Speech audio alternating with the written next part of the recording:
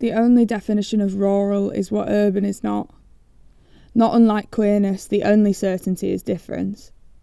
The dusty meta-narrative of the queer child's rural-urban migration feels stale in the age of guerrilla gardening, the climate crisis and cottagecore. Freedom doesn't always look like safety. There is more in common between the wilding countryside and the radical queer tyrant than there is between them and the asphalt metropolis which claims to both cradle and liberate them. I see people I shared these callow fantasies with over a pack of K-cider on a roundabout in 2013, being pickpocketed by the same cities that once lured us like the child catcher with a bottle of poppers in the promise of acceptance. A narrator is no more than a product of their setting, and for the outcasts of small towns and villages, our queerness and rurality are woven like roadside grasses inside traffic cones. Rural spaces taught us lessons in what it meant to perform and protect our queerhood. The wisdoms of these chance encounters, distinctive codes and hidden meanings got boxed up when we left, alongside curdled glitter glue and the dolls we gave buzz cuts and biro tattoos. Within a queer childhood, we grasp our visual thinking for longer.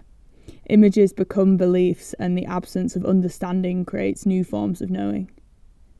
It is the aesthetic of a rural childhood, the systems, signals, and hybrid knowledges that are padlocked to my queerness. Revolting against the death of an illusion and embracing my bruised curiosity for what it taught me. Lifting the seemingly innocuous garden pot of what it is and always has been to find an army of 1,000 insects in the full moon stain underneath.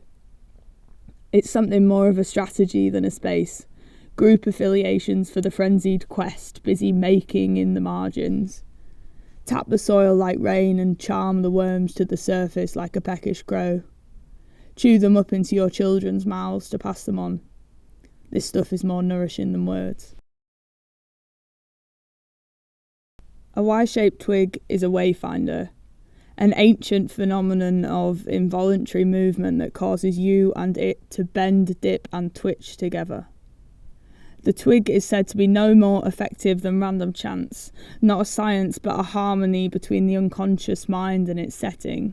This identity is a dialogue rather than a reflection of a fixed reality. A queerscape is something much the same. A map not drawn to scale, both inside and outside orientation. Horizons themselves are not destinations, they are unfixed and transitory, morphing as we chase them like the futile end of a rainbow. Wayfinding within the queerscape happens on the unmarked roads and behind the bike sheds, discovering past and present markers that each produce an arrow to the next. Queerness both unravels identity and binds it together, neither mind nor nature, but acting as both. The way you move is yours to choose, if we were to just pick up the stick. Language is crammed with figures of speech using the door. We keep things behind closed doors, can't get our foot in the door, we show someone the door, even smash their back doors in. The first door we approach, of course, is that of the closet.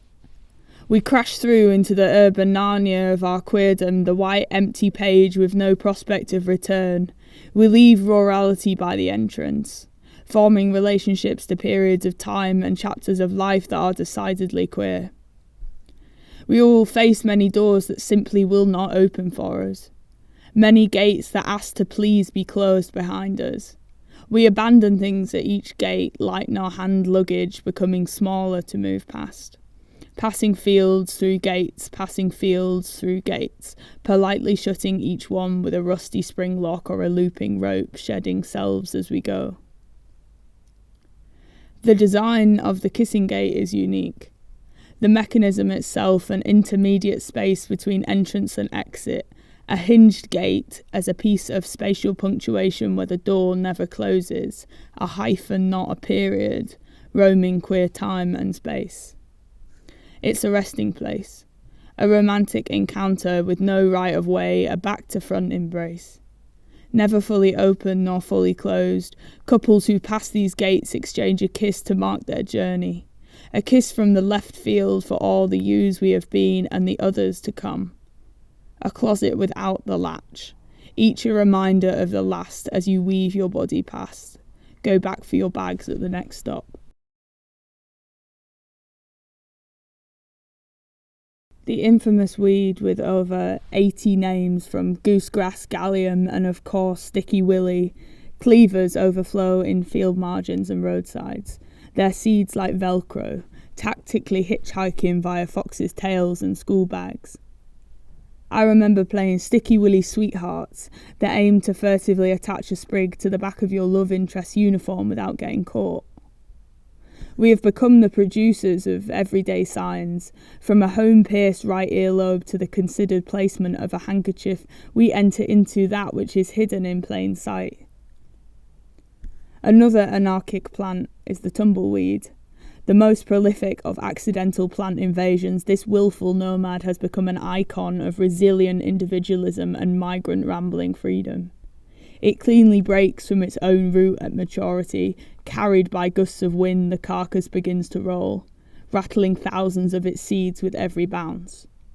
Moving at the mercy of the weather through unknown territory, tumbleweed has come to be the cinematic trope for desolation, silence, and inactivity. Tumbleweed tornadoes have been known to halt highway traffic and close public schools. I suppose this is a particular type of silence.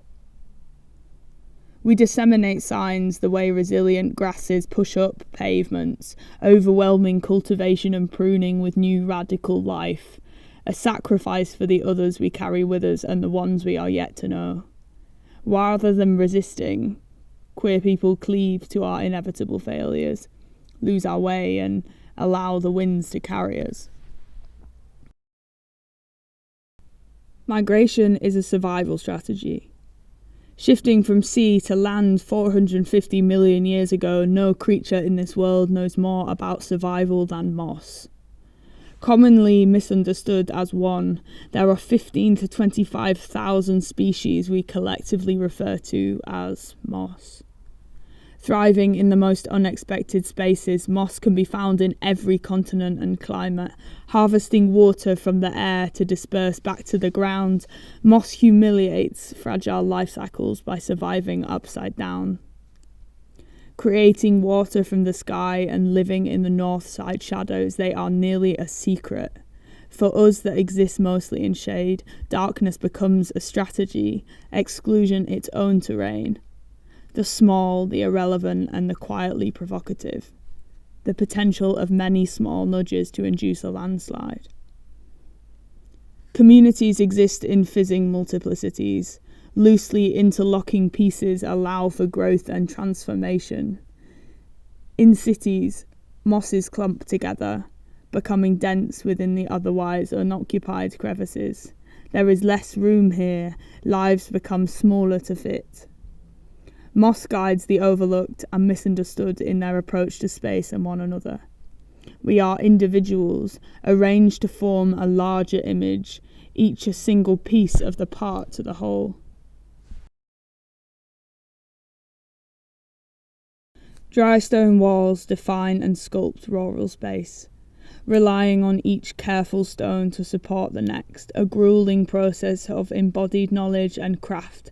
A hardened dry stone waller is said never to pick up the same stone twice. In some regions, dry stone walls are referred to as dikes, a relic all but stacked with queer potentiality, hosting moss, lichen, mammals and birds in between its gaps. From the red kite peering from the tallest tier to the slugs that swirl in the lowest, the wall is the mother of the field it's built to contain.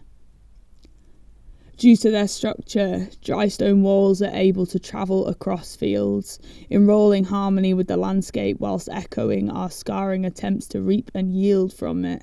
They migrate with their residents at an imperceptible rate, each stone leaning on the next, permanently altering the flow of traffic using nothing but sheer balance.